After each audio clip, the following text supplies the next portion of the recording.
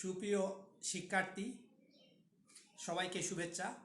আশা করি তোমরা সবাই ভালো আছো, সুস্থ আছো, বাসার ভিতরে আছো।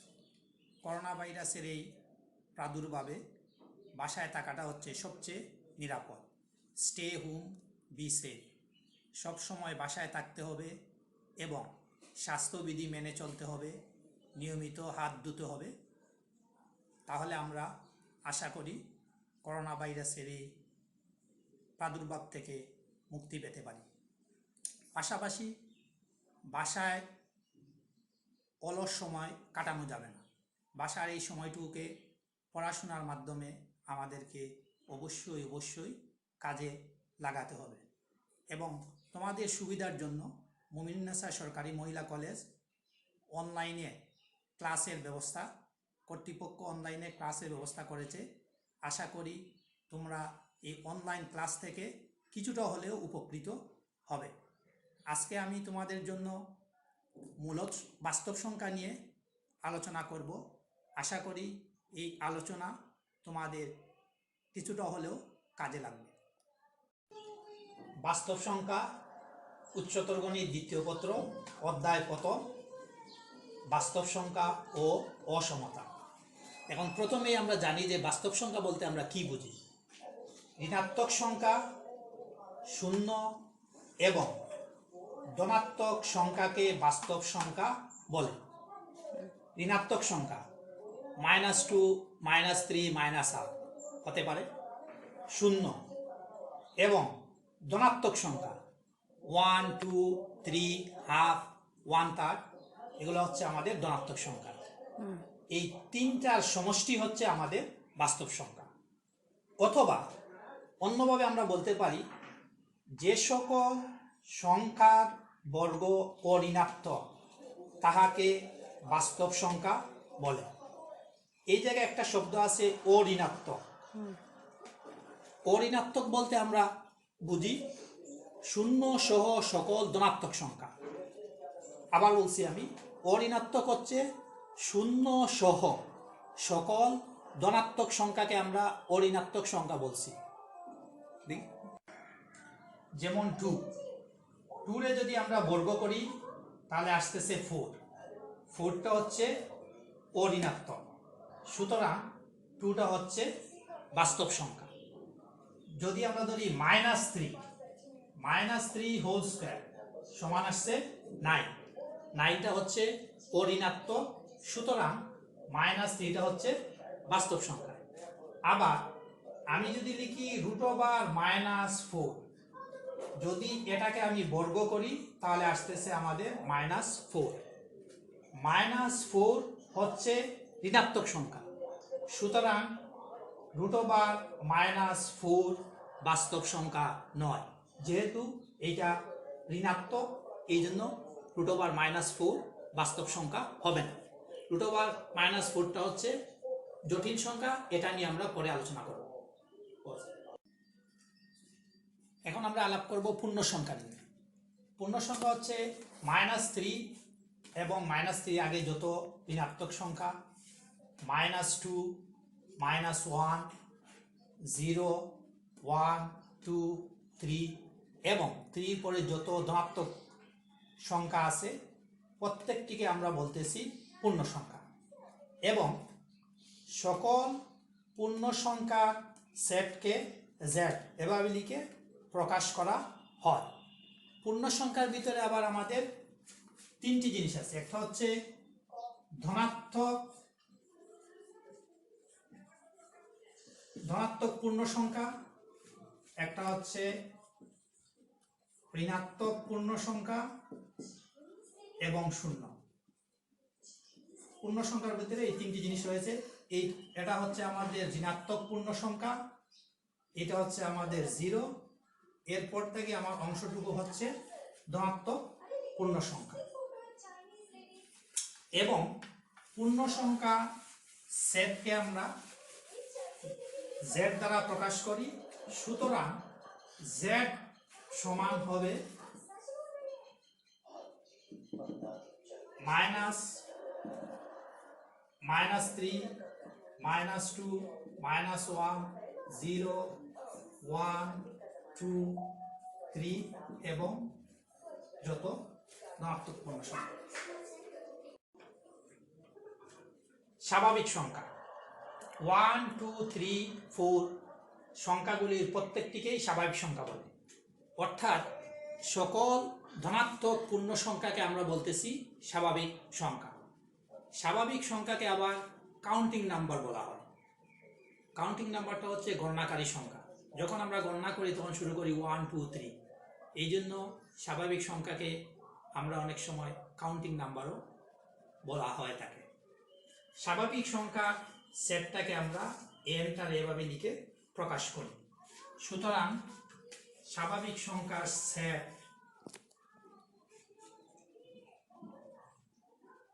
n সমান হচ্ছে 1 2 3 4 সকল ধনাত্মক পূর্ণ সংখ্যা। স্বাভাবিক সংখ্যার মধ্যে আবার দুইটা অংশ রয়েছে, একটা হচ্ছে মৌলিক সংখ্যা আর একটা হচ্ছে যৌগিক সংখ্যা। মৌলিক সংখ্যা নিয়ে আমরা প্রায় যখন কাউকে প্রশ্ন করি যে মৌলিক সংখ্যা বলতে কি বুঝো, তখন প্রায় উত্তর আসে মৌলিক সংখ্যা হচ্ছে সেই সংখ্যা যে সংখ্যা এক এবং সেই সংখ্যা ব্যতীত অন্য কোনো বাচক নেই।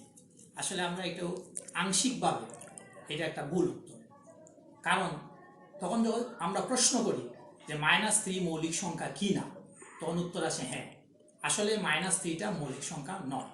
মৌলিক সংখ্যার অ্যাকচুয়াল ডেফিনেশনটা হচ্ছে একের চেয়ে বড়, এটা মনে রাখতে হবে, একের চেয়ে বড় যে সকল স্বাভাবিক সংখ্যা এক এবং ওই সংখ্যা ব্যতীত অন্য কোনো সংখ্যার দ্বারা বিভাজ্য নয় তাকে মৌলিক সংখ্যা বলে। এই জন্য আমরা যখন প্রশ্ন করি এক কি জন্য মৌলিক সংখ্যা নয়, মৌলিক সংখ্যার ডেফিনেশনেই বলা আছে একের চেয়ে বড় সকল স্বাভাবিক যে সমস্ত স্বাভাবিক সংখ্যা এক এবং সেই সংখ্যা দ্বারা বিভাজ্য অন্য কোনো সংখ্যার দ্বারা বিভাজ্য নয় তাকে আমরা বলতেছি মৌলিক সংখ্যা। যেমন 2 হচ্ছে, প্রথম হচ্ছে 2 একের চেয়ে বড়, দ্বিতীয় হচ্ছে এক এবং 2 ব্যতীত এর অন্য কোনো বাচক নেই, সুতরাং 2টা হচ্ছে মৌলিক সংখ্যা।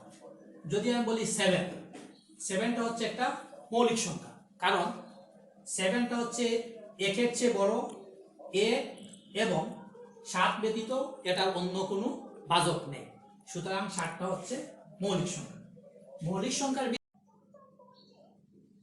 মৌলিক সংখ্যার ভিতরে একমাত্র 2টা হচ্ছে ইভেন নাম্বার, জোড় সংখ্যা, আর অন্য সব মৌলিক সংখ্যাগুলো হচ্ছে বিজোড় সংখ্যা। যেমন 3 বিজোড় সংখ্যা, 7 বিজোড় সংখ্যা, 11 বিজোড় সংখ্যা। এই জন্য মনে রাখতে হবে যদি বলা হয় যে মৌলিক সংখ্যার ভিতরে একটা জোড় সংখ্যা বলো, তাহলে আমাদের উত্তরটা আসবে 2। এবং তোমরা প্রায় দেখবা বিভিন্ন পরীক্ষা দেওয়া বিভিন্ন অ্যাডমিশন টেস্ট পরীক্ষায় প্রশ্ন আসে 2 থেকে 31-এর ভিতরে কতগুলি মৌলিক সংখ্যা আছে। তাহলে মৌলিক সংখ্যা আমাদের জন্য একটা গুরুত্বপূর্ণ সংখ্যা এবং এইটা আমাদেরকে ভালোভাবে জানতে হবে, বুঝতে হবে।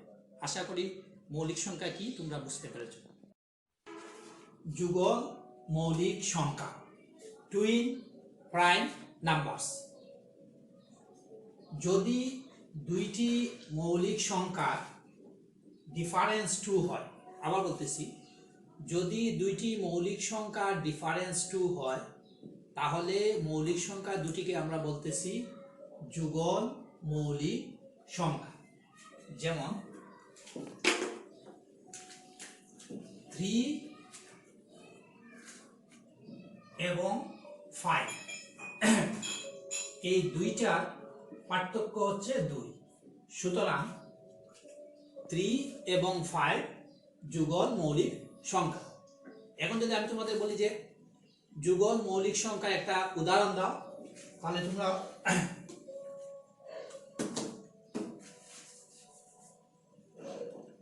তোমরা যদি বলো 5 and 7, 5 এবং 7 এই দুইটাই হচ্ছে যুগল মৌলিক সংখ্যা, কারণ এই দুইটার মধ্যে পার্থক্য হচ্ছে 2।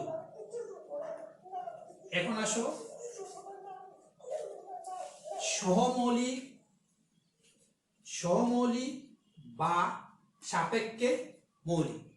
যদি দুইটি পূর্ণ সংখ্যার মধ্যে এক ব্যতীত অন্য কোনো সাধারণ উৎপাদক না থাকে তাহলে এই সংখ্যা দুটিকে আমরা বলতেছি সহমৌলিক বা সাপেক্ষে মৌলিক। সহমৌলিকের ইংলিশ হচ্ছে কোপ্রাইম, সাপেক্ষে মৌলিক এটা আমরা বলতেছি রিলেটিভলি প্রাইম। আমি আবার বলছি, যদি দুইটি পূর্ণ সংখ্যার মধ্যে এক ব্যতীত অন্য কোনো সাধারণ উৎপাদক না থাকে তাহলে আমরা সংখ্যা দুটিকে বলতেছি সহমৌলিক বা সাপেক্ষে মৌলিক।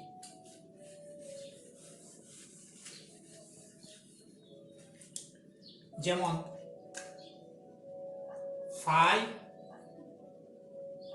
এবং 8, 5 এবং 8 এর মধ্যে 1 ব্যতীত বা এক ব্যতীত অন্য কোনো সাধারণ উৎপাদক নেই।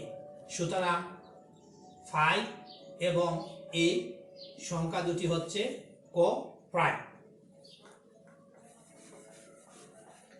যদি আমি লিখতাম 8 এবং 10 তাহলে 8 এবং 10 এর মধ্যে এক ব্যতীত আরেকটি সাধারণ উৎপাদক রয়েছে, সেটা হচ্ছে 2।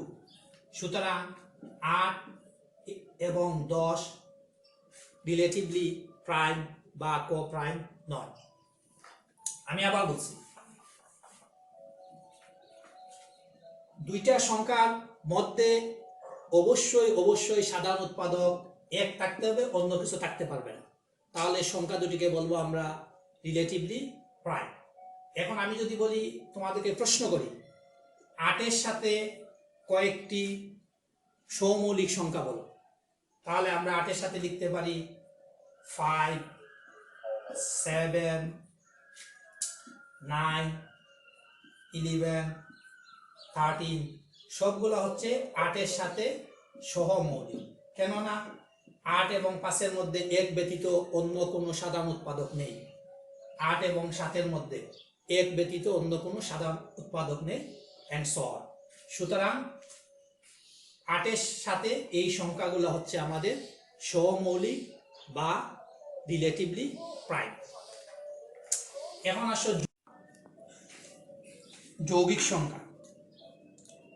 স্বাভাবিক সংখ্যার সেটে যে সমস্ত সংখ্যা মৌলিক নয়, আবার বলছি, স্বাভাবিক সংখ্যার সেটে যে সমস্ত সংখ্যা মৌলিক নয় তাদেরকে আমরা বলতেছি যৌগিক সংখ্যা। যেমন 4, 6, 8 এই সংখ্যাগুলো হচ্ছে যৌগিক সংখ্যা। মূলদ সংখ্যা, যে সমস্ত সংখ্যাকে আমরা দুটি পূর্ণ সংখ্যার অনুপাতে প্রকাশ করা যায় সেই সমস্ত সংখ্যাকে আমরা বলতেছি মূলদ সংখ্যা।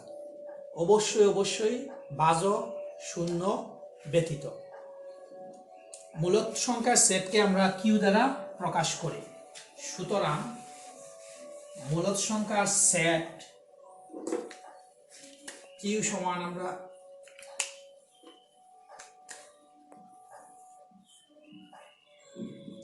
আমরা লিখতে পারি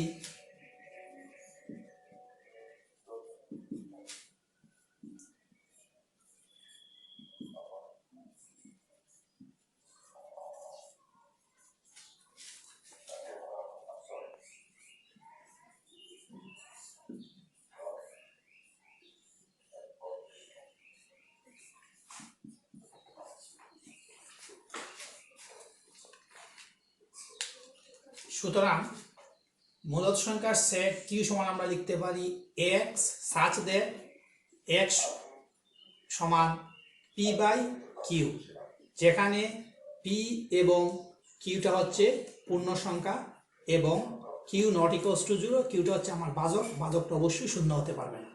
তাহলে আমরা x কে বলবো মূলদ সংখ্যা। যেমন 5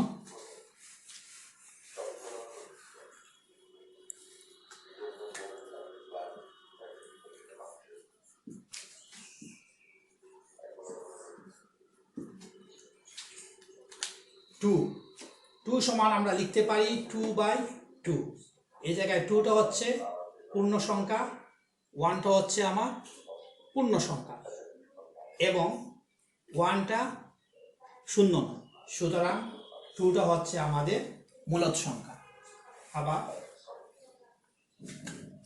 যদি আমি লিখি -3, -3 আমরা লিখতে পারি -3/1, যেখানে -3টা হচ্ছে পূর্ণ সংখ্যা, 1টা হচ্ছে পূর্ণ সংখ্যা, অর্থাৎ -3কে আমরা দুইটা পূর্ণ সংখ্যার অনুপাতে ভাগ করতে পারি, সুতরাং -3টা হচ্ছে আমাদের মূলদ সংখ্যা। সসীম দশমিক ভগ্নাংশ। সসীম দশমিক ভগ্নাংশ মূলদ সংখ্যার সেটের অন্তর্ভুক্ত। যেমন 3.5, এই 3.5টা হচ্ছে একটা সসীম দশমিক ভগ্নাংশ। এই 3.5 সমান আমরা লিখতে পারি 35/10, যেখানে 35 হচ্ছে পূর্ণ সংখ্যা, 10টা হচ্ছে পূর্ণ সংখ্যা। তাহলে 3.5কে আমরা দুটি পূর্ণ সংখ্যার অনুপাতে ভাগ করতে পারি, সুতরাং 3.5টা হচ্ছে মূলদ সংখ্যা। আবার পৌনঃপুনিক দশমিক ভগ্নাংশ হচ্ছে মূলদ সংখ্যার সেটের অন্তর্ভুক্ত। যেমন 0.3 পৌনঃপুনিক, এটার আমরা লিখতে পারি 2/6 সমান হচ্ছে 1/3। 1টা হচ্ছে আমার পূর্ণ সংখ্যা, 3টা হচ্ছে আমার পূর্ণ সংখ্যা, সুতরাং 0.3 পৌনঃপুনিকটা হচ্ছে দুইটা পূর্ণ সংখ্যার অনুপাতে আমরা ভাগ করতে পারি, সুতরাং পৌনঃপুনিক দশমিক ভগ্নাংশটা হচ্ছে মূলদ সংখ্যার অন্তর্গত। সুতরাং মূলদ সংখ্যার সেটের ভিতরে সকল পূর্ণ সংখ্যা, সসীম দশমিক ভগ্নাংশ, পৌনঃপুনিক দশমিক ভগ্নাংশ সবগুলাই অন্তর্ভুক্ত।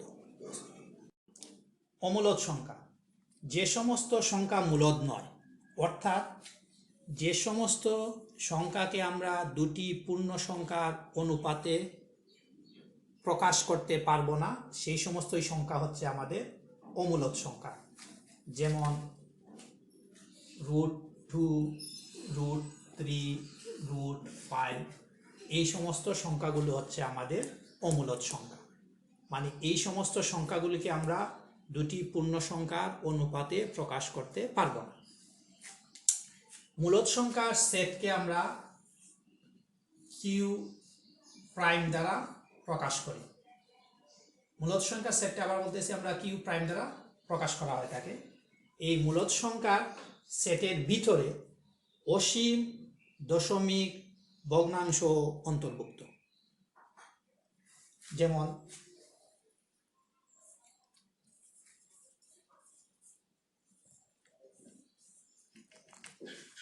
যেমন 1.35436 and so on। সুতরাং এই সংখ্যাটি অসীম দশমিক ভগ্নাংশ, সুতরাং এই সংখ্যাটি হচ্ছে আমাদের মূলদ সংখ্যার অন্তর্ভুক্ত। এতক্ষণ আমি বাস্তব সংখ্যার বিভিন্ন দিক নিয়ে আলোচনা করেছি। এখন আমি তোমাদের দেখাচ্ছি বাস্তব সংখ্যার শ্রেণীবিন্যাস। বাস্তব সংখ্যাকে প্রথমে আমরা দুইটা ভাগে ভাগ করতেছি, একটা হচ্ছে মূলদ সংখ্যা আর অন্যটা হচ্ছে অমূলদ সংখ্যা। মূলদ সংখ্যা কি, এটা নিয়ে আমি বিস্তারিত আলোচনা করেছি, এবং অমূলদ সংখ্যা কি, এটা নিয়েও আমি আলোচনা করেছি। এখন আসো মূলদ সংখ্যা। মূলদ সংখ্যার ভিতরে আবার দুইটা সংখ্যা রয়েছে, একটা হচ্ছে পূর্ণ সংখ্যা আর একটা অংশ হচ্ছে আমাদের ভগ্নাংশ। পূর্ণ সংখ্যার ভিতরে আবার তিনটা অংশ আছে, একটা হচ্ছে ঋণাত্মক পূর্ণ সংখ্যা, শূন্য এবং ধনাত্মক পূর্ণ সংখ্যা। আবার এটা আমি আগে তোমাদের বলেছি যে সকল ধনাত্মক পূর্ণ সংখ্যাকে আমরা বলতেছি ন্যাচারাল নাম্বার বা কাউন্টিং নাম্বার, অর্থাৎ ধনাত্মক সংখ্যার সেটটাই হচ্ছে স্বাভাবিক সংখ্যা বা কাউন্টিং নাম্বার। আবার পূর্ণ সংখ্যার ভিতরে আবার তিনটা অংশ আছে, একটা হচ্ছে আমাদের মৌলিক সংখ্যা, অন্যটা হচ্ছে যৌগিক সংখ্যা। যে সমস্ত সংখ্যা মৌলিক নয় সে সমস্ত সংখ্যা হচ্ছে আমাদের যৌগিক সংখ্যা, আর মাঝামাঝি অবস্থানে আছে আমাদের 1। এখন আসো ভগ্নাংশ। ভগ্নাংশের মধ্যে আবার দুইটা অংশ রয়েছে, একটা হচ্ছে আমাদের সাধারণ ভগ্নাংশ আর একটা হচ্ছে আমাদের দশমিক ভগ্নাংশ। সাধারণ ভগ্নাংশের মধ্যে আবার তিনটা অংশ রয়েছে, আমি একটু বলতেছি।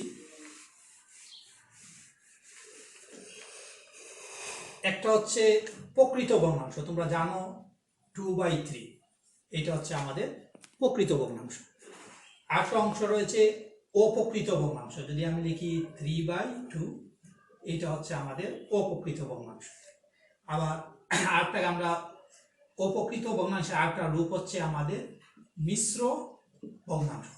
সুতরাং সাধারণ ভগ্নাংশটা হচ্ছে আমাদের, সাধারণ ভগ্নাংশকে আমরা 3 ভাগে ভাগ করতে পারি, একটা হচ্ছে প্রকৃত ভগ্নাংশ, একটা হচ্ছে অপ্রকৃত ভগ্নাংশ, অপ্রকৃত ভগ্নাংশের আরেকটা রূপ হচ্ছে আমাদের মিশ্র ভগ্নাংশ। এখন আসি আমি দশমিক ভগ্নাংশ। দশমিক ভগ্নাংশের মধ্যে রয়েছে আমার আবার তিনটা অংশ রয়েছে।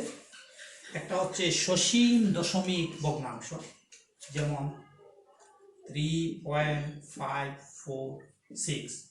এই জায়গায় যদি আমরা খেয়াল করি দেখব যে দশমিকের পরে ফাইনাইট ডিজিট রয়েছে। যদি দশমিকের পরে ফাইনাইট ডিজিট থাকে তাহলে এটা হবে আমাদের সসীম দশমিক ভগ্নাংশ। অথবা আমরা লিখতে পারি 3.5, 4.6, 7, 8, 9, এই সবগুলাই হচ্ছে আমাদের সসীম দশমিক ভগ্নাংশ। এখন আসি অসীম দশমিক ভগ্নাংশ।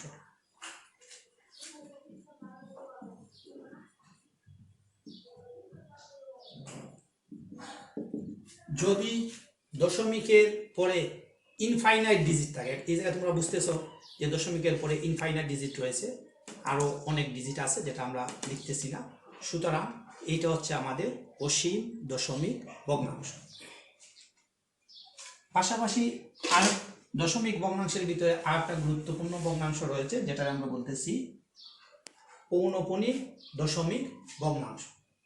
1.3 পৌনঃপুনিক, এটা হচ্ছে আমাদের পৌনঃপুনিক দশমিক ভগ্নাংশ। তাহলে আমরা সামারি করতেছি। সাধারণ ভগ্নাংশটা হচ্ছে আমরা তিনটা ভাগ, একটা হচ্ছে প্রকৃত ভগ্নাংশ, একটা হচ্ছে অপ্রকৃত ভগ্নাংশ, একটা হচ্ছে মিশ্র ভগ্নাংশ।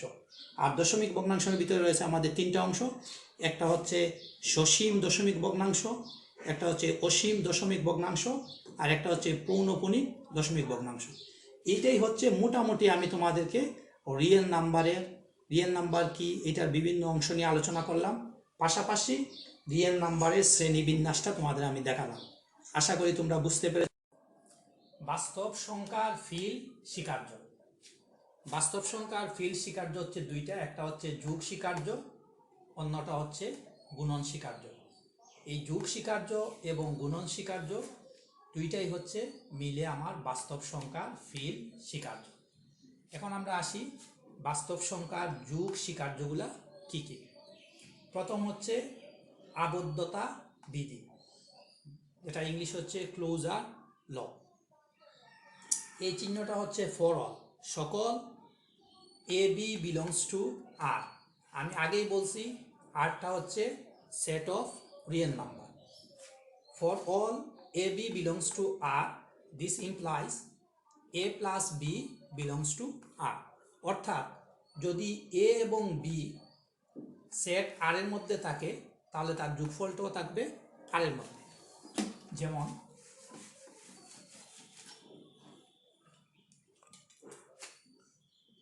3, 4, আমরা জানি যে 3 এবং 4 বিলংস টু আর, তাহলে দিস ইমপ্লাইজ 3 প্লাস 4 সমান 7। আমরা জানি 7টাও আর এর মধ্যে আছে।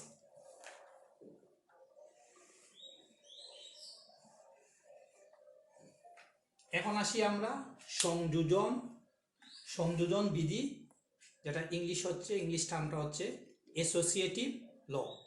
আগের মতোই for all a b belongs to R, this implies a plus b first bracket plus c সমান আমরা লিখতে পারি a plus first bracket b plus c first bracket close.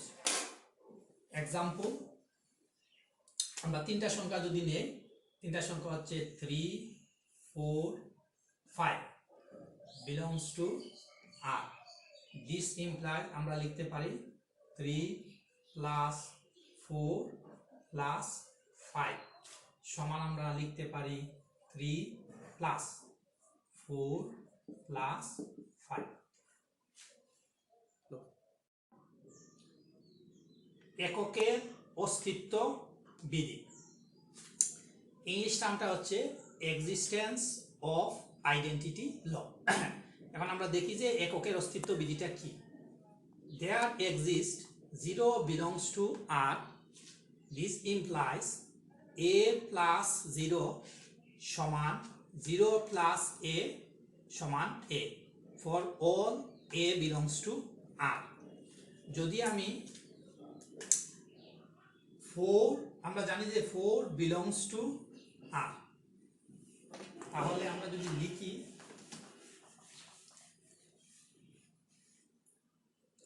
this implies 4 plus 0 সমান 0 plus 4 সমান 4। সুতরাং যুগের ক্ষেত্রে আইডেন্টিটিটা হচ্ছে আমাদের 0।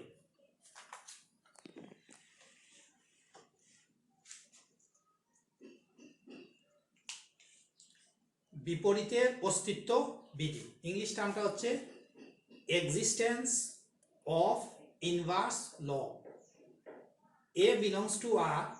This implies there exists minus A belongs to R, যেন minus A plus A সমান A plus minus A সমান 0।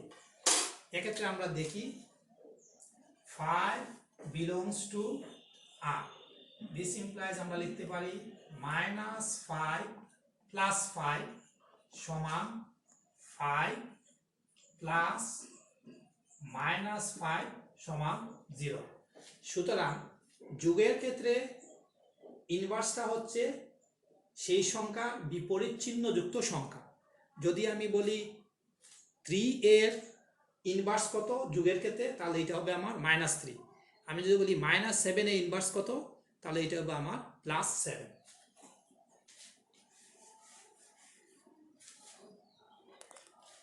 বিনিময় বিধি, commutative law. For all A, B belongs to R, this implies A plus B সমান B plus A। যেমন 3, 4 belongs to R. This implies আমরা লিখতে পারি 3 plus 4 সমান 4 plus 3। এখন আমরা গুণন স্বীকার্য নিয়ে আলোচনা করব। গুণন স্বীকার্যের প্রথমটা হচ্ছে আবদ্ধতা বিধি। A, B belongs to R. This implies A, B belongs to R. যেমন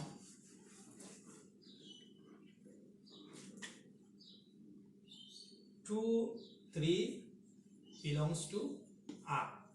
This implies 2 into 3 সমান 6 belongs to R. এটা হচ্ছে আমাদের আবদ্ধতা বিধি।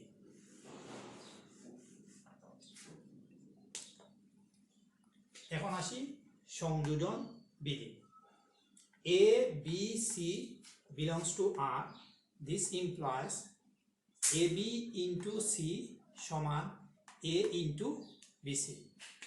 Example 2, 3, 4 belongs to R.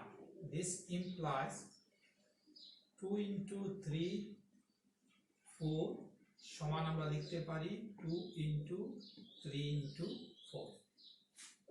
এটা হচ্ছে আমাদের সংযোজন বিধি।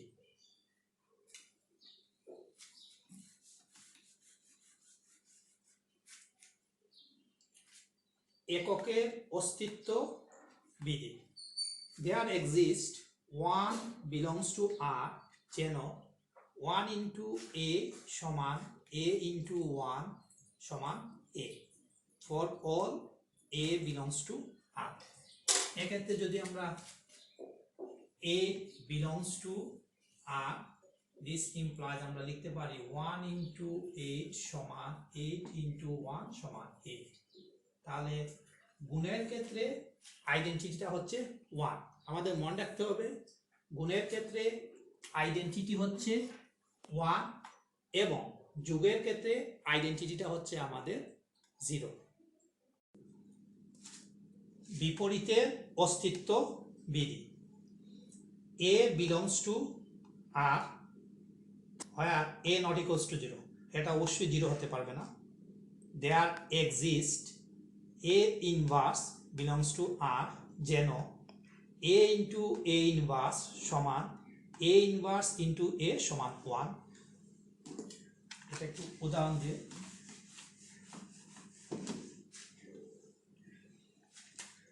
আমরা জানি যে 3 ইনভার্স হচ্ছে 1/3।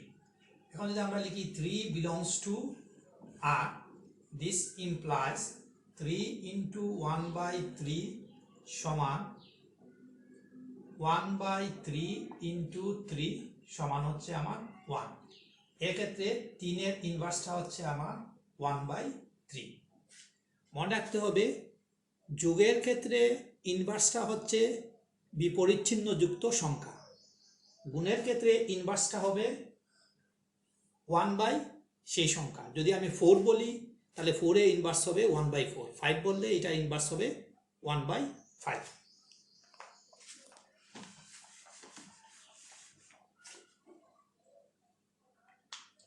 বিনিময় বিধি।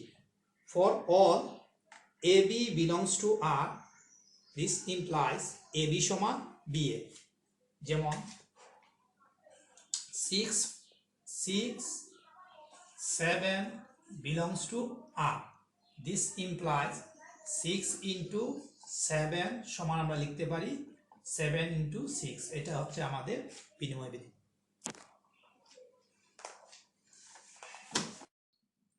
তোমাদের জন্য হোমওয়ার্ক, প্রমাণ করো যে √7 একটি অমূলক সংখ্যা।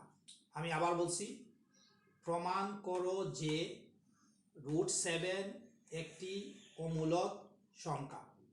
দ্বিতীয় হোমওয়ার্ক, মাইনাস ইন্টু -a সমান a for all a belongs to R। তোমরা নিয়মিত হোমওয়ার্ক করতে হবে, পড়াশোনা করতে হবে, বাসায় থাকতে হবে। সবাই ভালো থাকো, সুস্থ থাকো। সবাইকে ধন্যবাদ জানিয়ে আজকের ক্লাস শেষ করছি।